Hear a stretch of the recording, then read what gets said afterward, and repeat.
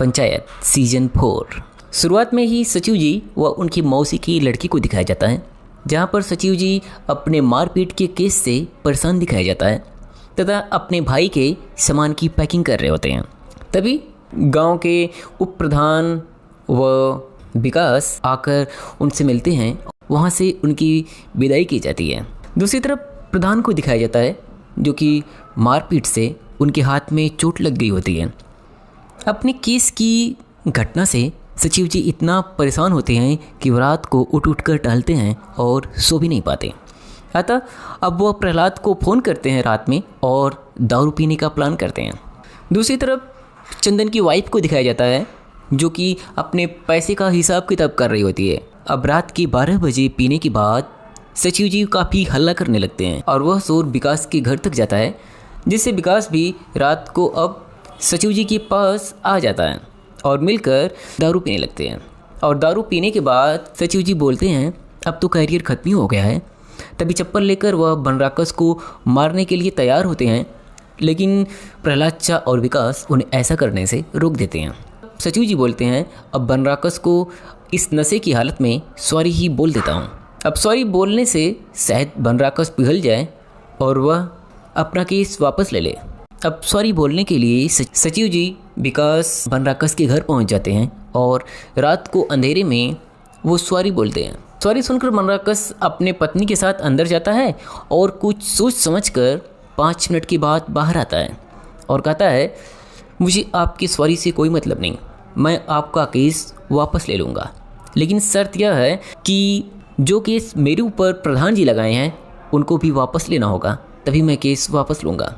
अब दूसरे दिन सचिव जी प्रधान के घर जाते हैं और वहाँ पर सारी बात बताते हैं। हालांकि यह सुनकर प्रधान जी पूरी तरह से राजी हो जाते हैं। वह चाहते हैं कि सचिव जी के ऊपर लगी हुई केस पूरी तरह से हट जाए। अब दूसरी सीन में तभी एंट्री होती है विधायक जी की, जो कि गोली चलाने वाले को ढूंढ रहे होते हैं और उसे बांध कर मार रहे होते हैं। दरअसल इस गोली कांड से जो कि प्रधान जी के ऊपर चलाई गई होती है, उसमें विधायक को भी फंसाया गया होता है। और तभी बनराकस विनोद और माधव को लेकर वहाँ पर पहुँचता है और बताता है कि हमने किसी तरीके से अपना नाम हटाने का प्लान कर लिया है और इसके लिए प्रधान जी राजी हो गए हैं। यह सुनकर विधायक काफ़ी गुस्सा होता है और बोलता है तुम लोग अपना अपना नाम हटाने की सोच रहे हो, लेकिन कमज़ोर कड़ी तुम लोगों को पकड़ लेने के बाद भी तुम लोग मेरा नाम नहीं हटा रहे हो। अतः अब थाना पहुंचकर बनराकस बोलता है मेरे साथ साथ विधायक का भी नाम, विधायक से एक और फरमान के साथ साथ उनका घोड़ा भी वापस करना होगा। यह सुनकर सचिव जी गुस्सा हो जाते हैं और बोलते हैं फ़ोन काट कर कि अब किसी का भी नाम नहीं हटेगा, अब केस इसी तरह से चलती रहे। अब प्रहलाद चा, सचिव और विकास बिना केस वापस लिए ही थाने से चले जाते हैं तथा अब चुनाव प्रचार की तैयारी की पूरी प्लान होती है और जगह जगह सफाई के लिए लोकेशन ढूंढी जाती है ताकि साफ सफाई दिखाई जा सके। और उसके लिए वह प्राथमिक विद्यालय में जाते हैं, लेकिन वहीं पर माधव, बनराकस और विनोद देखकर बोलते हैं आखिर ये क्या कर रहे हैं। तथा दूसरी तरफ प्रधान जी प्रधान साफ सफाई की फ़ोटो व वीडियो रिंकी शूट करके उनका फेसबुक पेज बना देती है और उसे रोज़ वहाँ पर अपलोड करती है। और अपलोड करते समय वह यह भी बता देती है कि नेक्स्ट दिन कहाँ पर सफाई के लिए जा रहे होते हैं। जैसे ही यह फ़ोटो बनराकस देखता है तभी नेक्स्ट दिन वहाँ पहुंचकर वह खुद ही साफ सफाई कर रहा होता है। अब सचिव जी यह देखकर प्रधान जी को बताते हैं, अतः अब प्रधान जी भी वहाँ से गंदी जगह स्कूल टॉयलेट साफ करने की बात करते हैं। लेकिन जैसे ही वह बाहर निकलते हैं तभी माधव जासूसी करते हुए बाहर खड़ा दिखता है और सारी खबर बनराकस को दे देता है। अतः अब रास्ते में प्रधान जी के जाते समय उन्हें बनराकस भी मिलता है और साथ साथ साफ सफाई करने की बात करता है। अतः अब दोनों प्रधान में साफ सफाई करने की होड़ लगी होती है और साथ में दोनों पैखाना साफ करने के लिए एक दूसरे से लड़ने की नौबत आ जाती है वहाँ पर। लेकिन अंततः वहाँ पर मंजू देवी पैखाना साफ करती हैं और उधर बनराकस इस घटना से काफ़ी नाराज़ होता है और खुद का सिर सिंपैथी पाने के लिए लड़ाकर एक खंभे से फोड़ लेता है और आकर दिखाता है अपना फुटा हुआ सिर और बोलता है यह पत्थर आपके ही लोगों ने चलाया है। और प्रधान और प्रधान को इलेक्शन में देखने की बात करके चला जाता है। दूसरी सुबह प्रधान भी इस घटना का पता लगाने को बोलते हैं कि आखिर बनराकस को पत्थर से कौन मारा होता है। लेकिन तभी विकास अपनी ज़मीन की रजिस्ट्री की सभी लोगों को मिठाई खिलाता है। दूसरी तरफ से रास्ते से जाते हुए विनोद व माधव दिखते हैं जो आपस में लड़ रहे होते हैं उप प्रधान बनने के लिए। तभी प्रधान दोनों को बुलाते हैं मिठाई खाने के लिए। हालांकि वहाँ पर माधव मना कर देता है और विनोद प्रसाद ले लेता है। तब प्रधान जी बोलते हैं, विनोद काफ़ी अच्छा है, इसे कुछ भी करके अपनी पार्टी में किसी भी तरीके से शामिल कर लो। लड्डू खाने के बाद अब विनोद, माधव और बनराकस एक जगह बैठे होते हैं। तभी माधव बनराकस से बताता है कि विनोद ने लड्डू खा लिया है प्रधान जी का, जिससे बनराकस बहुत ही गुस्सा करता है और बोलता है, तुमने प्रधान जी से लड्डू खाया? दुकान से खरीद कर लड्डू खा लेते। और इस बात पर काफ़ी गुस्सा हो जाता है। बोलता है, हमने एक लड्डू ही तो खाया है, हम उनका लड्डू अभी वापस करके तभी आते हैं। तभी रास्ते में विकास की वाइफ लड्डू बांट रही होती है। उससे लड्डू लेकर वह वापस करने पंचायत भवन की तरफ चलता है। अब पंचायत भवन पहुंचकर वह लड्डू विकास को देने लगता है, लेकिन विकास लड्डू लेने से मना करता है और बोलता है, एक लड्डू ही तो था, क्या हुआ अगर तुमने एक लड्डू खा भी लिया तो? तभी सचिव जी कहते हैं, तुम्हें बनराकस ने लड्डू वापस करने को कहा है ना? इतनी छोटी सोच है उसकी, मतलब बिना उससे पूछे तुम एक लड्डू भी नहीं खा सकते? तुम गुलाम हो या इंसान हो? इस पर विनोद भी कहता है, गुलामी तो हमने अपने बाप की नहीं की, बनराकस का क्या करेंगे? इस पर वह लड्डू उठाकर खाता है और कहता है, आज शाम को प्रधान के घर खाना भी खाएंगे। अब शाम को विनोद के स्वागत की फुल तैयारी होती है और आज ही विकास को किसी भी तरीके से बाला फुसला कर अपने पार्टी में भर्ती करने की बात कर रहे होते हैं। लेकिन बात शुरू कैसे की जाए, इसके बारे में कोई कुछ नहीं समझ पा रहा था। तभी प्रधान जी विनोद से पूछते हैं, अच्छा विनोद, साफ साफ और सही बताना, उन्हें पत्थर कैसे लगा? इस पर विनोद कुछ नहीं बोलता, बल्कि फ़ोन बनराकस को लगा देता है और बोलता है, मैं प्रधान के घर खाना खाने आया हूँ, कोई दिक्कत तो नहीं है? जिस पर बनराकस बोलता है, उप प्रधान की पोस्ट अब भूल जाओ। यह सुनकर विनोद को काफ़ी दुख होता है, लेकिन तभी प्रधान जी उसे उप प्रधान की पोस्ट ऑफर कर देते हैं और कहते हैं कि प्रहलाद चा तो इस बार वैसे भी उप प्रधान की पोस्ट से नहीं है, तो हमें कोई अच्छा कैंडिडेट चाहिए, और तुमसे अच्छा कैंडिडेट कौन हो सकता है? इस पर विनोद कुछ भी बताने से मना कर देता है और कहता है, प्रधान जी मैं गरीब हूँ लेकिन गद्दार नहीं हूँ। यह कहकर जाने लगता है। तभी सचिव जी कहते हैं, मुझे विश्वास है बनराकस को जो चोट लगी है वह खुद से अपने आप को मारा है। लेकिन तभी विनोद भी कहता है, उस तरह से तो मैं भी कह सकता हूँ कि प्रधान जी को जो गोली लगी है उन्होंने खुद से अपने ऊपर चलवाई है। यह सुनकर लोग प्रधान की तरफ शंका से तो देख रहे होते हैं, लेकिन तभी प्रधान जी गुस्से से वहाँ पर सफाई देते हैं और रिंकी की कसम खाकर कहते हैं कि गोली मैंने अपने ऊपर खुद से नहीं चलवाई है।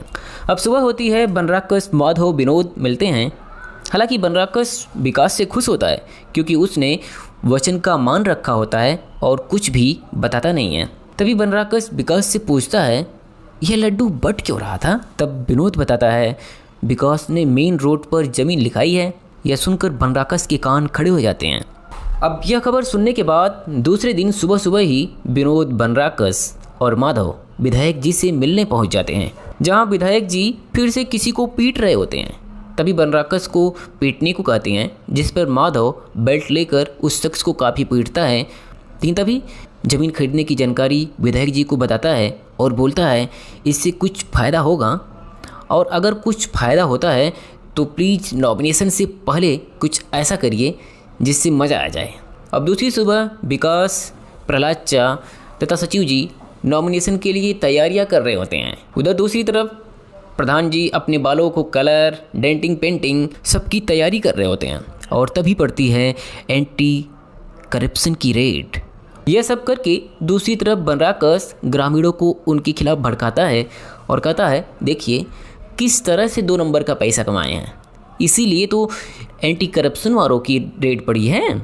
दरअसल छापा विकास के यहाँ भी पड़ा होता है और वह अपने यहाँ 6 लाख रुपए कैश रखा होता है, जो कि प्रहलाद का ही पैसा होता है। लेकिन उस समय 6 लाख रुपए उसके घर से मिलने का मतलब एंटी करप्शन वालों को सबूत मिलना। इसलिए अब वह बम बहादुर को घर भेजकर वहाँ से पैसा हटाने के लिए उसकी पत्नी को बोलते हैं। उतरते समय बम बहादुर सीढ़ी से गिर जाता है, जिससे उसके पैर में चोट आ जाती है। वहाँ से वह किसी तरह से सीढ़ी लेकर भागता है और लेकिन तभी यह सब कुछ सुनकर विकास की पत्नी काफ़ी बेचैन हो जाती है और वह घबराकर प्रधान के घर से रिंकी को बुलाने को कहती है। लेकिन तब पास से गुजर रहे बम बहादुर से बोल देते हैं, तुम प्रधान के घर जाओ और रिंकी को बुला लो। अब रिंकी व विकास की पत्नी मिलकर प्लान बनाते हैं कि बाहर खड़े हुए बम बहादुर को पैसे किसी भी तरीके से फेंक देते हैं घुमा करके, और वहाँ से वह लेकर पैसे भाग जाएगा। लेकिन जैसे ही पैसे घुमाकर रिंकी बाहर फेंकती है, तभी एंटी करप्शन वाले वहाँ आ जाते हैं और उसे पकड़कर विनोद और उसकी वाइफ को पकड़कर जीप में बैठा लेते हैं और जेल ले जाने के लिए तैयारी हो रहे होते हैं।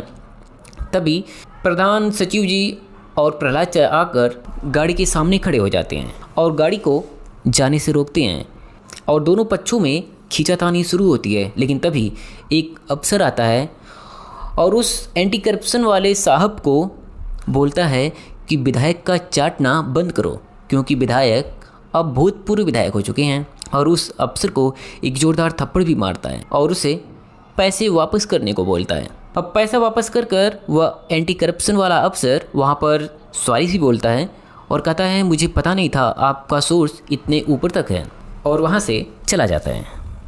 अब बनराकस व प्रधान नॉमिनेशन फॉर्म भरते हैं और तभी रिंकी के नाना जी की एंट्री होती है, जो कि टेम्पो से आते हैं। लेकिन टेम्पो वाला गांव में जाने से मना कर देता है। दरअसल गांव में बात बात पर बंदूक निकल जाती है, इसलिए वह टेम्पो वाला गांव के अंदर जाने से डरता है। वहीं पर पंचायत भवन के सामने उन्हें उतार देता है। अब वह टेम्पो से उतरकर सचिव जी के यहाँ आते हैं और बोलते हैं कि उन्हें मंजू देवी के यहाँ जाना है और अपना परिचय देते हैं कि वह मंजू देवी के पिता हैं। अब सचिव जी प्रधान जी को फ़ोन करते हैं तो पता चलता है कि प्रधान जी प्रचार में बिजी हैं। घर तक छोड़ने को बोलकर वह फ़ोन कट कर देते हैं।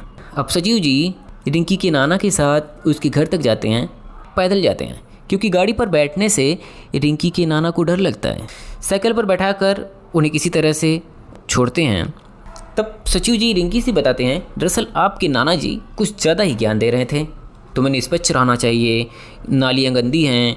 उधर चुनाव प्रचार में दोनों पक्षों में कहासुनी होती है, जैसे कि प्रहलाद के पैसे को लेकर बनराकस की पत्नी विकास की पत्नी पर लांछन लगाती है। सेवा के रूप में प्रहलाद को क्या क्या सेवा देती है यह कौन जाने। इस घटना से प्रहलाद, विकास की पत्नी और विकास काफ़ी नाराज़ हो जाते हैं। यह सुनकर वह सारे पैसे और ज़मीन के कागजात भी प्रहलाद चाचा को वापस करने को कहता है। यह सब सुनकर सचिव जी को भी काफ़ी बुरा लगता है। लेकिन अब वह साइकिल लेकर वहाँ से गुजर ही रहे होते हैं। लेकिन तभी रास्ते में बनराकस अपने चुनाव का प्रचार करते हुए अपने प्रेशर कुकर में लौकी काट कर बना रहा होता है। दरअसल बनराकस के चुनाव का सिंबल प्रेशर कुकर होता है और वह चुनाव प्रचार करके यह सब दिखा ही रहा होता है। लेकिन तभी बनराकस का कुकर फट जाता है, जिससे वहाँ पर बनराकस बुरी तरह जल जाता है। अब रात होती है तो फिर से सभी पीपल के पास आते हैं और सारी बातों पर चर्चा होती है और विकास को वहाँ पे समझाते हैं कि तुम्हें यह सब कुछ वापस नहीं करना चाहिए था। आखिर विपक्ष ऐसे लांछन तो लगाती रहती है, अगर इस तरह से लांछन और मारपीट तो किसी भी चुनाव में आम बात है। और अगर ऐसा ना हो तो फिर विपक्ष क्या। अब सुबह होती है तथा फिर से प्रधान जी, सचिव जी और प्रहलाद साथ में गांव का भ्रमण कर रहे होते हैं। लेकिन तभी आता है सांसद जी का फ़ोन और वह सांसद जी से मिलने जाते हैं। दरअसल सांसद जी इन लोगों से मिलने को बुलाते हैं, लेकिन क्यों बुलाए होते हैं इसका पता किसी को नहीं चल रहा था। वहां जाने पर पता चलता है कि चंदू जी विधायक है, उसे अब पार्टी से निकाल दिया गया है और वह प्रहलाद को विधायकी की टिकट का ऑफर करता है और कहता है आपका बेटा शहीद हुआ है और इसलिए आपके साथ सिंपैथी है और इसीलिए मैं आपको टिकट देना चाहता हूँ। इसके लिए प्रहलाद मना कर देते हैं, लेकिन सचिव जी और प्रधान के समझाने के बाद वह फाइनली मान जाते हैं। उधर दूसरी तरफ ब्रिजभूषण गांव में फ्री में आलू बंटवा रहा होता है। मंजू देवी सारा आलू लेकर उसे समोसा बनाने वाले को दे देती हैं और उससे लोगों में समोसा बांटने को कहती हैं। उधर चंदू इस घटना से बौखलाया होता है और आकर अपने सांसद से मिलता है, लेकिन उसको आता हुआ देखकर प्रहलाद चा, प्रधान और सचिव जी और विकास गाड़ी में छुप जाते हैं। और तभी वह आकर सांसद से रिक्वेस्ट करता है टिकट के लिए और पूछता है आखिर मुझे निकालने के बाद मेरी जगह किसको विधायकी की टिकट दी जा रही है। तब सांसद जी बोलते हैं दरअसल यह सब हाईकमान का फैसला है, मेरे हाथों में कुछ नहीं है। लेकिन वहाँ पर तभी विधायक जी को काफ़ी ज़ोरदार महक उसकी नाक में आती है और वह बोलता है आखिर यह महक कहाँ से आ रही है। और गाड़ी में जाकर जैसे ही चंदू विधायक देखता है वहाँ पे सभी लोग छिपे होते हैं और अब वह सब कुछ समझ जाता है और कहता है पार्टी हाईकमान का फैसला यही है, अतः विधायकी का टिकट प्रहलाद को ही दिया जाएगा। अब वहाँ से प्रहलाद, प्रधान और सचिव और विकास आते हैं। तभी रास्ते में बनराकस और विनोद मिलते हैं और तभी प्रधान जी बोलते हैं तुम्हें विधायक का कुछ पता चला? तुम्हारे विधायक जी रो रहे हैं, जाओ विधायक जी का हाल चाल लो। जाने पर पता चलता है कि विधायक जी को पार्टी से निकाल दिया गया होता है। अब घर जाकर सभी आपस में बात कर रहे होते हैं कि क्या सच में सांसद जी ने आप पर गोली चलाई होगी इस पर, और गुस्से से वहाँ से चले जाते हैं। अब चुनाव प्रचार का आज आखिरी दिन होता है, अतः एक तरफ बनराकस तथा दूसरी तरफ प्रधान जी भाषण दे रहे होते हैं। लेकिन भाषण देते समय ही वहाँ पर दूसरी तरफ ट्रांसफार्मर फूंक जाता है।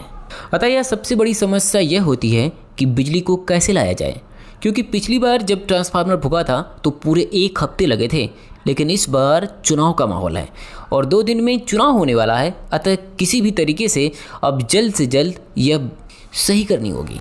मंजू देवी सचिव जी को बोलकर इसे बनाने को बोलती हैं, लेकिन सचिव जी जब वहाँ जाते हैं तो पता चलता है यहाँ का जो मिस्त्री है वह भूतपूर्व विधायक ज्वालापुर के गांव का है और वह 3 दिनों की छुट्टी पर होता है। अब इस रात पूरे गांव में अंधेरा हो जाता है। अब वह लाइनमैन आने को मना कर देता है और बोलता है कि कल सुबह तुम मेरे घर आओ और तब मैं तुम्हारे साथ तुम्हारे गांव आ सकता हूं। अब रात होती है, तभी जनरेटर लाकर बनराकस पूरी तरफ रोशनी कर देता है। इससे लोग काफ़ी खुश हो जाते हैं।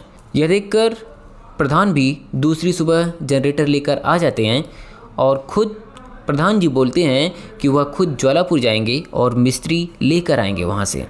अब ज्वालापुर जाने के लिए प्रधान जी, प्रहलाद चा, सचिव जी और विकास तैयार होते हैं। ज्वालापुर गांव में घुसने से पहले ही प्रधान जी सभी लोगों को रुई देते हैं और बोलते हैं कि सभी लोग अपने अपने कान में लगा लें ताकि कोई कुछ बोले तो गुस्सा ना आए। लेकिन वहाँ पर पहुँचने के बाद विधायक का चमचा लोगों को खूब चिढ़ाता है और मज़ा लेता है और मिस्त्री के घर किसी तरह से पहुँचते हैं।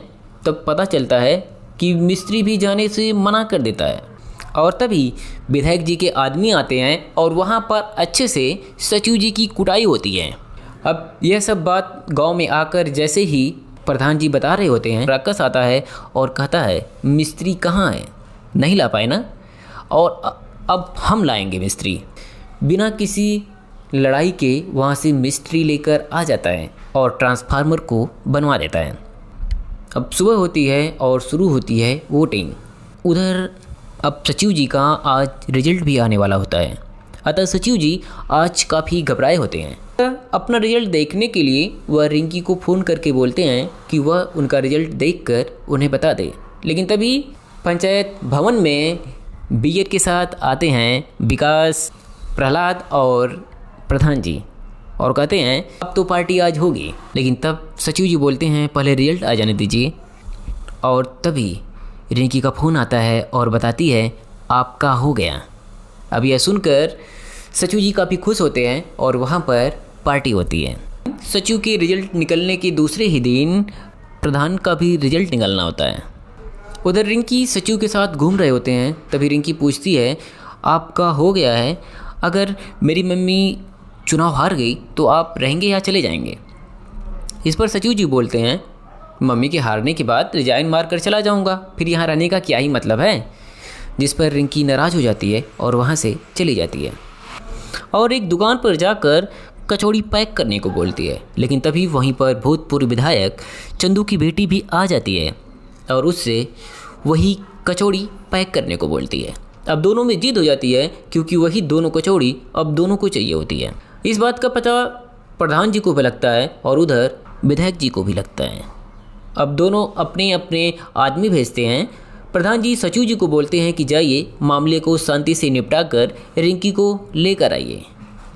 उधर विधायक भी अपने चमचे को भेजता है और मामले को शांति से सॉल्व कर कर यहाँ लाने को बोलता है। लेकिन वहाँ पहुँचने पर सचिव जी को पुरानी मार का याद दिलाता है, जिस पर सचिव जी भी भड़क जाते हैं और अपना आपा खो देते हैं और उसे भी एक जोरदार पंच मार देते हैं। हालांकि अब दोनों बिना कचौड़ी लिए वहाँ से चली जाती हैं। रिजल्ट का वेट कर रहे दोनों पक्ष आज पूजा पाठ कर रहे होते हैं। सुबह की शुरुआत पूजा पाठ से करने के बाद और आज मतों की गणना होती है। अतः आज गांव में मारपीट न हो इसलिए पुलिस भी आ गई होती है। अब रिजल्ट आने से पहले ही बनराकस पूर्व विधायक से मिलने जाता है तथा उसे और बोलता है बस आपका आशीर्वाद चाहिए और अगर वह प्रधानी का चुनाव जीत गया तो आपको आपका घोड़ा भी वापस कर देगा। उधर विनोद व माधव काउंटिंग सेंटर पर होते हैं तथा दूसरी तरफ प्रहलाद व विकास वहाँ पर काउंटिंग सेंटर पर रिजल्ट का वेट कर रहे होते हैं। लेकिन तभी बृजभूषण का फ़ोन आता है और बताता है कि वह चुनाव जीत गया होता है। अब एक एक करके मंजू जी, सचू जी सबको फ़ोन जाता है और लोगों को पता चलता है कि वह चुनाव हार गई हैं। उधर जीतने के बाद अब बनराकस बोलता है कि वह विधायक की गाड़ी से ही काफिले के साथ गांव में आएगा। अब बनराकस विधायक की गाड़ी से ही गांव में रोड शो करता है और जश्न मनाता है तथा प्रधान जी हारने से अपने होश को पूरी तरह गंवा देते हैं और निराशा में डूब जाते हैं। और अब सुबह होती है जहां पर पंचायत भवन में मंजू देवी का नाम मिटाया जाता है तथा वहां पर बनराकस की पत्नी का नाम लिखा जाता है और यहीं पर